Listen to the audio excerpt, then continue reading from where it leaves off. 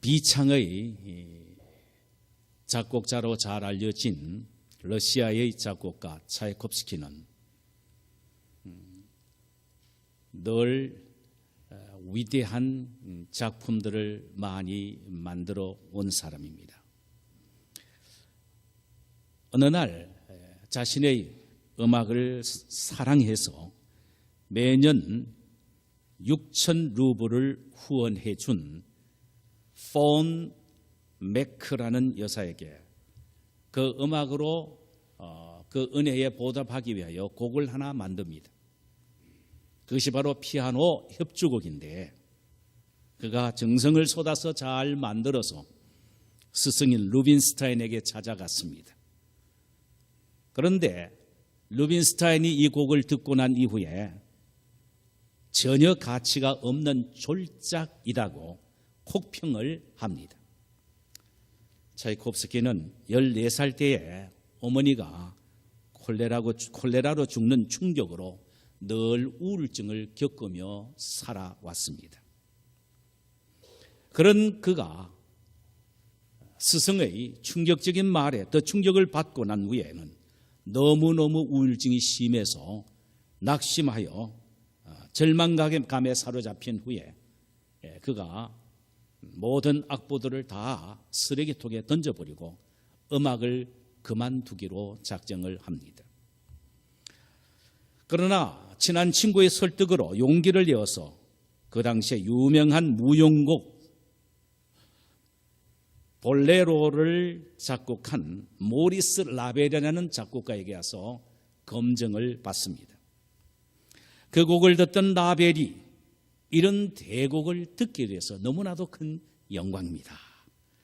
이 곡은 반드시 큰 빛을 보게 될 것입니다. 이렇게 극찬을 합니다. 차이콥스키는 모리스 라벨의 말에 용기를 얻어 초연을 하게 됩니다. 처음 하는 이 초연 때에 수많은 관중들이 몰려들었고 온 관중이 열광하게 됩니다. 그 곡이 바로 그 유명한 심포니 패서틱, 즉 비창이라는 곡입니다. 인간에게 무엇보다도 필요한 것은 한마디의 따뜻한 위로의 말입니다. 왜냐하면 모든 인간은 위로가 필요한 연약한 존재이기 때문이며 인간이 살고 있는 이 세상은 너무나도 험난하기에 위로가 필요한 세상이기 때문입니다. 이 위로는 쓰러진 사람을 다시 일으키기도 하며 이 위로는 절망 가운데 있는 사람을 소망을 갖게 합니다. 여러분 가운데 거의 대부분은 인생을 살아오시면서 다른 사람으로부터 많은 위로를 받고 힘을 얻어서 지금 여기까지 오신 분들이실 것입니다. 저 역시 여러분의 많은 위로와 격려로 지금 여기까지 목회를 해왔습니다. 그런 면에서 저는 여러분에게 큰 위로의 빚을 진 사람입니다. 인간의 위로도 이토록 인간에게 용기와 힘을 주거든 하물며 하나님의 위로야말로 오죽하겠습니까? 오늘 본문에서 하나님은 이스라엘 지도자들에게 내 백성을 위로하라고 말씀을 하셨습니다. 1절 너희의 하나님이 이르시되 너희는 위로하라 내 백성을 위로하라. 본문이 말하고 있는 위로는 인간적인 위로가 아니라 하나님의 위로를 말하는 것입니다. 하나님의 위로하심을 갖고 백성들에게 위로하면 내가 그들을 위로하겠다는 것입니다. 하나님의 영원히 변하지 않는 말씀을 가지고 위로하면은 그 말씀으로 백성들을 위로하시겠다는 말씀입니다. 그럼 위로하라고 하시는 하나님은 어떤 분이십니까? 여러분, 우리가 하나님을 신뢰하고 믿을 수가 있어야 그분의 말씀이 위로의 말씀으로 받아들일 수 있지 않겠습니까? 힘도 없고 능력도 없는 사람이 위로한다면 그 말이 얼마나 우리에게 위로가 되겠습니까? 오늘 본문에서 위로하라고 말씀하시는 하나님이 하나님 자신이 어떤 분이신지를 소개하고 있습니다.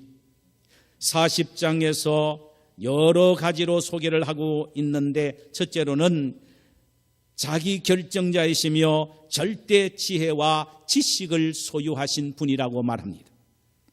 13절, 누가 여호와의 영을 지도하였으며 그의 모사가 되어 그를 가르쳤으랴. 아무도 하나님의 스승이 되어 그분을 가르칠 수가 없다라는 말씀입니다. 14절, 그가 누구와 더불어 의논하며 누가 그를 교훈하였으며 그에게 정의의 길로 가르쳤으며 지식을 가르쳤으며 통달의 도를 보여주었느냐. 이 말은 하나님은 그 누구와 의논하거나 상의할 필요가 없는 유일한 자기 결정자이시며 또 그 누구에게 교훈을 받으실 필요가 없으신 절대 지혜와 지식을 가지고 계시는 분이라는 의미입니다. 15절, 보라, 그에게는 열방이 통의 한 방울 물과 같고 저울의 작은 티끌 같으며 섬들은 떠오르는 먼지 같으리니. 17절, 그의 앞에는 모든 열방이 아무것도 아니라 그는 그들을 없는 것 같이 빈 것 같이 여기시니라. 이는 하나님 앞에서는 아무리 간한 열방이라고 해도 마치 한 통의 물 한 방울, 마치 통의 물 한 방울에 지나지 않으며 저울 위에 올려져 있는 작은 티끌에 지나지 않는다는 것입니다. 심지어 수많은 섬들이 있다 할지라도 그 섬들은 하나님 앞에서는 하나의 먼지에 지나지 않는다는 것입니다. 이만큼 하나님은 모든 일을 자기 스스로 결정하시며 절대 지혜와 지식을 소유한 분이시라고 말씀을 하십니다. 둘째로는 초월적이며 내재적인 분이시란 말입니다. 22절과 24절 사이에 보면은 그는 땅 위에 궁창에 앉으시나니 땅에 있는 사람들은 메뚜기 같으리라. 그가 하늘을 차일같이 펼쳤으며 거주할 천막같이 치셨고 귀인들을 피하시며 세상의 사사들을 헛되게 하시나니 그들은 겨우 심기고 겨우 뿌려졌으며 그 줄기가 겨우 땅에 뿌리를 박자 곧 하나님이 입김을 부시니 그들은 말라 회오리 바람이 불러가는 초계가 회오리 바람에 불려가는 초계 같도다라고 했습니다. 이는 하나님은 궁창에 앉으신 초월하신 분이시라는 것입니다. 높은 하늘 위에 계셔서 이 세상에 초월하여 계시는 분이시며 또한 그분 앞에 있는 인간은 모두 다 메뚜기같이 여기시고 또 그분은 귀인들을 피하시며 세상의 사사들을 헛되게 하시며 입김에 의하여 말라 회오리 바람이 불려가는 왕겨 같게 하시는 분이시라는 것입니다. 이는 하나님은 인간 역사 속에서 활동하시며 간섭하시는 내재하시는 하나님이시라는 말입니다. 즉 하나님은 우주 바깥에서 우주 전체를 총괄하시고 통치하시는 하나님이실 뿐만 아니라 우주 안에서 인간의 삶을 모두 다 상세하게 간섭하며 지배하시고 통치하시고 섭리하시는 내재적인 하나님이시라는 말입니다. 초월적이며 내재적인 하나님, 이렇게 위대하신 분이 바로 하나님 자신이라고 말합니다.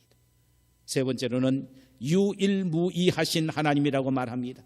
25절, 거룩하신 이가 이르시되 그런즉 너희가 나를 누구에게 비교하여 나를 그와 동등하게 하겠느냐라고 했습니다.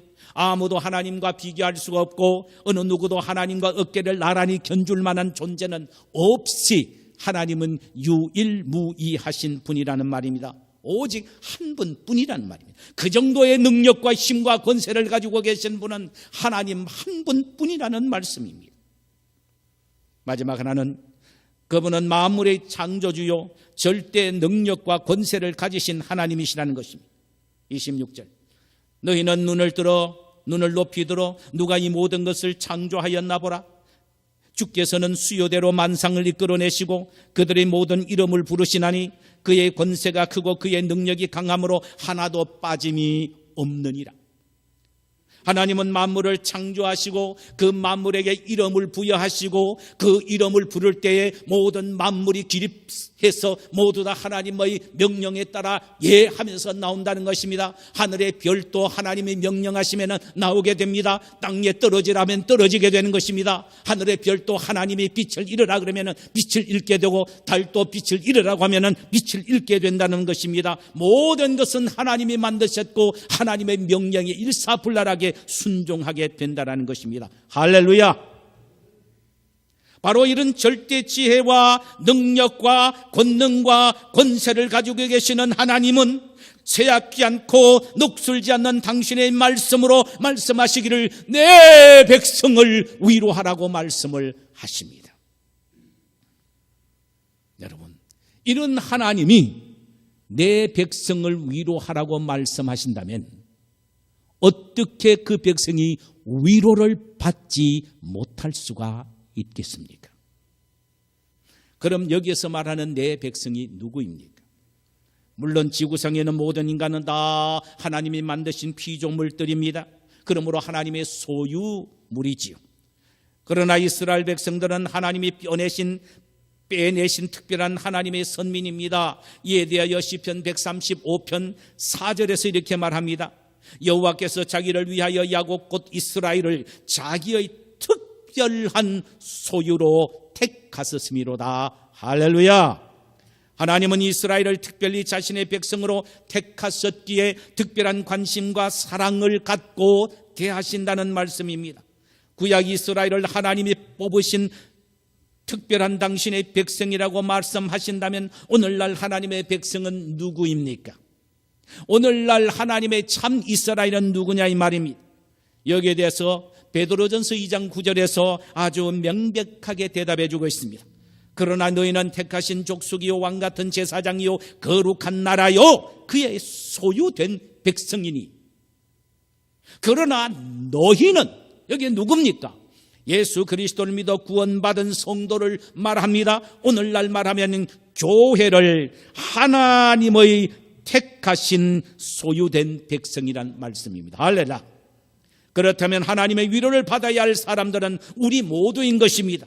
우리 모두는 하나님의 위로가 절대로 필요한 사람들이요 위로를 받아야 할 자들입니다.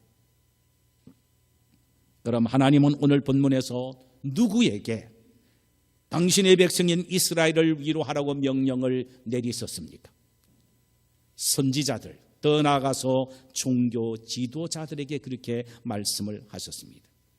그 당시 하나님의 백성은 심히 절망감에 사로잡혀 있었습니다. 그들은 처음에는 바벨론의 느부갓네살 왕에게 포로로 잡혀갔습니다. 그런데 얼마 되지 않아 이 바벨론은 다시 신흥 대제국이었던 메다파사에게 점령당합니다. 이스라엘 백성들은 이중 포로가 되고 말지요. 그러기를 언간 70년이 되어갑니다. 그들 모두는 자유를 박탈당한 채 포로 생활에 지쳐 있었습니다. 예레미야 선지자는 앞으로 70년이 타면 자유의 몸이 되어 예루살렘으로 돌아오게 될 것이니 그때까지 참고 기다리라고 예언을 했으나 나라의 정세는 더욱 어려움만 가고 있었습니다. 이제 그들에게는 해방의 희망과 소망도 없어졌습니다. 그야말로 부서진 인생들이었습니다. 온 이스라엘 백성들은 절망 속에 사로잡혀 있게 됩니다. 그야말로 이들 모두에게는 하나님의 위로가 절실히 필요한 때였습니다. 그래서 이때에 하나님은 이스라엘의 영적 지도자들을 향하여 불쌍하고 신음하고 절망하고 가운데 있는 내 백성 이스라엘 백성들을 위로하라고 말씀하시고 계십니다.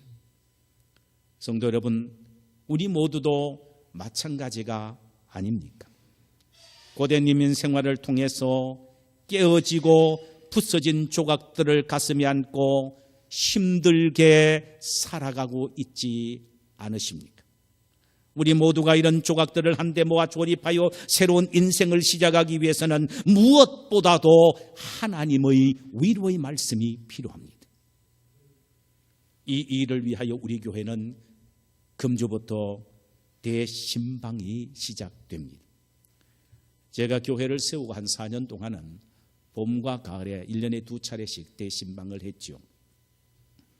그러나 제자훈련을 시작하면서부터 밤낮으로 제자훈련에 집중하다 보니 시간이 나지 않아서 공식적인 대신방은 하지 못하고 문제 있는 가정만 특별히 신방하는 그런 일들을 취했습니다.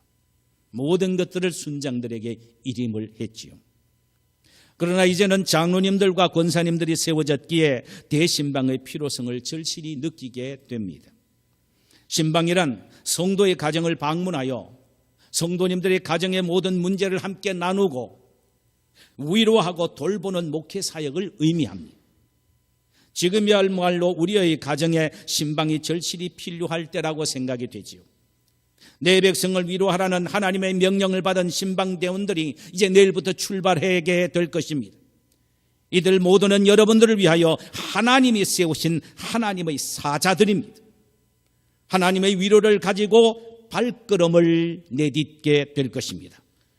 그러므로 여러분들은 신방대원들을 주님의 사자처럼 맞이해야 할 것입니다. 하나님의 위로가 이런 신방을 통하여, 이번 신방을 통하여 신방 받는 모든 가정에 넘치게 되시기를 주님의 이름으로 축원합니다. 그럼 신방을 통하여 하나님이 주시는 위로가 무엇입니까? 오늘 본문을 통하여 한번 깨달아 보기를 원합니다. 첫째로 지난날의 모든 악연을 끊으시겠다는 것입니다.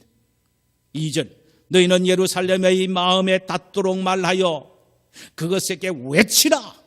그 노역의 때가 끝났고 그 죄악이 사함을 받았느니라. 이스라엘 백성들의 바벨론 포로의 노역은 그들의 죄악 때문이라고 말씀을 합니다. 그러나 이제는 그 모든 죄악들을 사하심으로 노역의 시대가 끝났다라는 말입니다. 이것은 이스라엘 백성들에게는 엄청난 위로였습니다. 하나님은 이 말씀을 통하여 오늘날 우리에게도 말씀하십니다.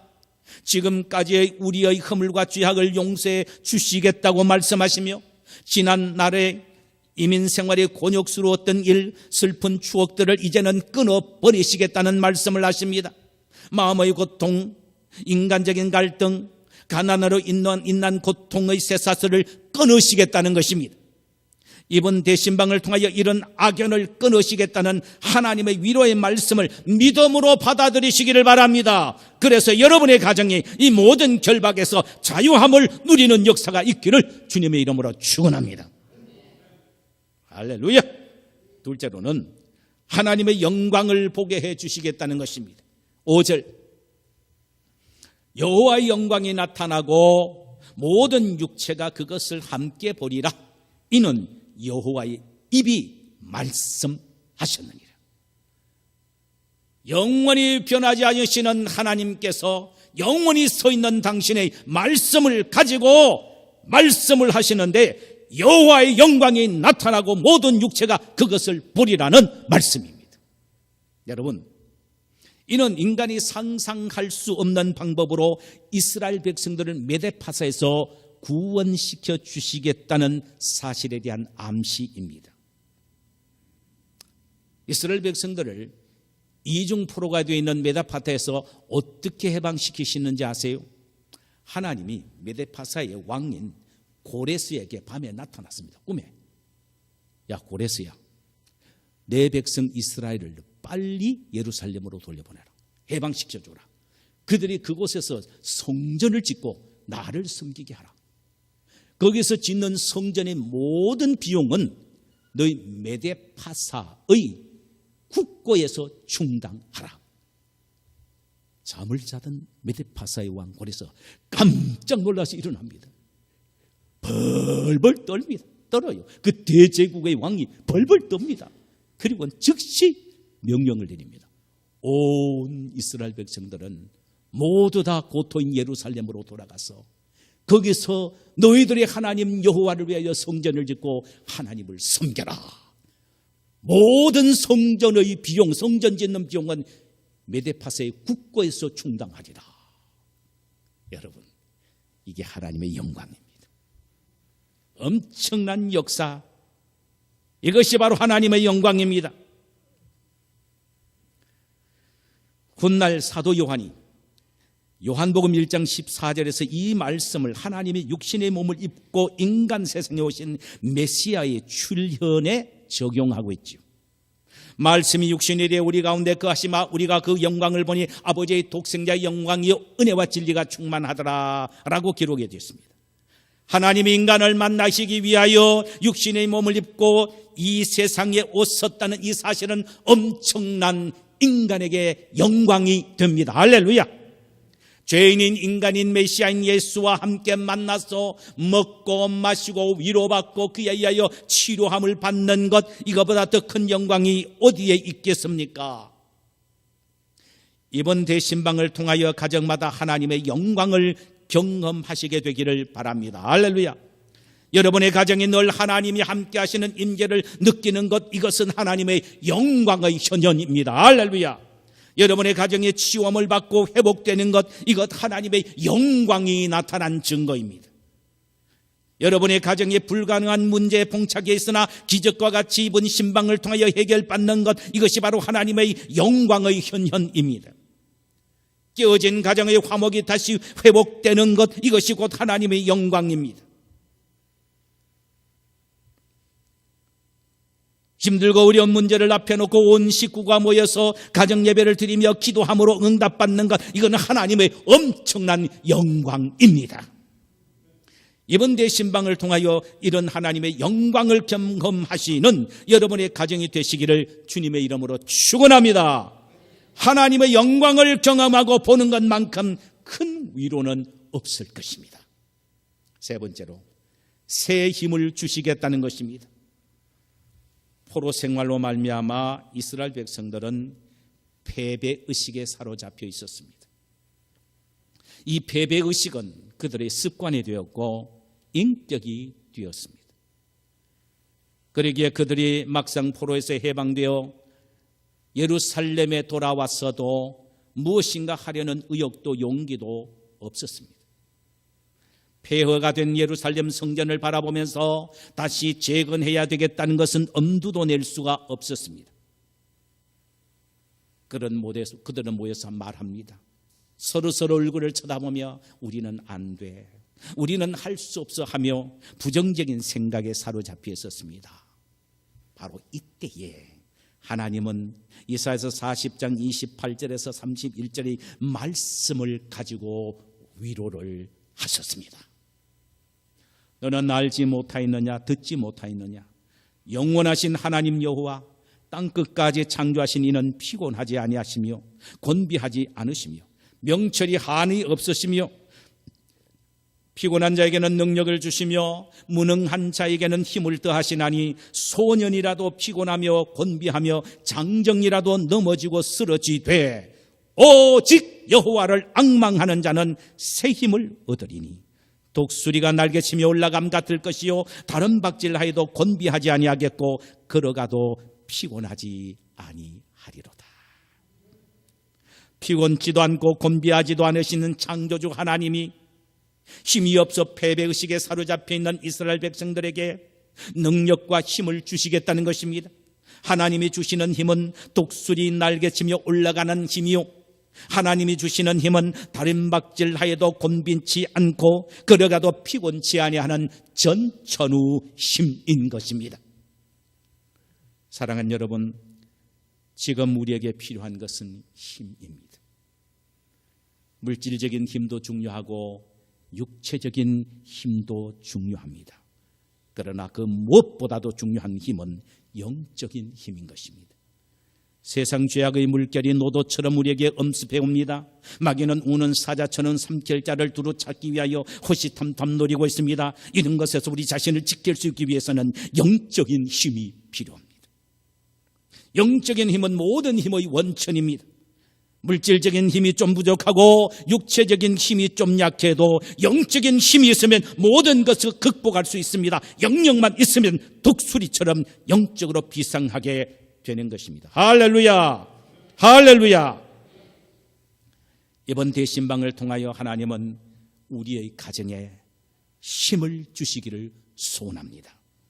물질적인 힘도 주시고 연약한 육신이 강건해지는 육체적인 강건함 힘도 주시기를 원합니다. 거기에다가 영적인 힘을 더 부어주시는 영적 파워의 은혜를 경험하게 되시기를 소원합니다. 영적 파워는, 영적인 힘은 불가능을 가능케 하며 기도로 산을 옮기는 능력을 나타내는 힘입니다. 영적인 힘은 가정의 어떤 어렵고 힘든 난관이 온다 할지라도 그것을 너끈하게 극복하고도 남음이 있는 하나님의 힘입니다. 영적인 힘은 독수리 날개치며 올라가고 달려가도 피곤하지 않고 걸어가도 곤비치 않는 하나님으로부터 오는 힘입니다. 여호와를 앙망하는 자에게 이런 힘을 주신다고 했습니다. 이번에 대신방을 통하여 온 성도님들의 가정에서 여호와 하나님을 쳐다보고 앙망함으로 엄청난 이런 영적인 힘, 육적인 힘, 물질적인 힘까지도 공급받는 계기가 되시기를 주님의 이름으로 축원합니다. 우리 모두 힘든 이민의 여정을 걸어오면서 탈진해 있습니다. 이번 대신방을 통하여 하나님의 위로가 있게 될 것을 믿으시기를 바랍니다. 하나님이 내 백성을 위로하라고 친히 말씀하시기 때문입니다. 영원히 서 있는 하나님의 진리인 이 말씀을 갖고 신방대원들이 가서 이 말씀과 기도로 위로하게 될 텐데, 살아계시는 하나님은 분명히 약속대로 말씀을 통하여 가정마다 위로해 주시는 은혜가 넘치게 될 줄 믿습니다.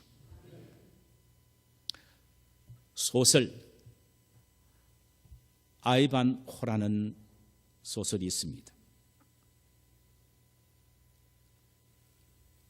그 작가는 유명한 영국의 개관 시인인 월트 스콧입니다. 그는 어릴 때 참 멍청한 아이라고 소문이 났습니다. 학교에 가면은 모든 아이들이 멍청이라고 놀려댔습니다. 그는 열등생들이 쓰는 종이 모자를 쓰고 교실 한 구석에서 늘 침울하게 지냈습니다.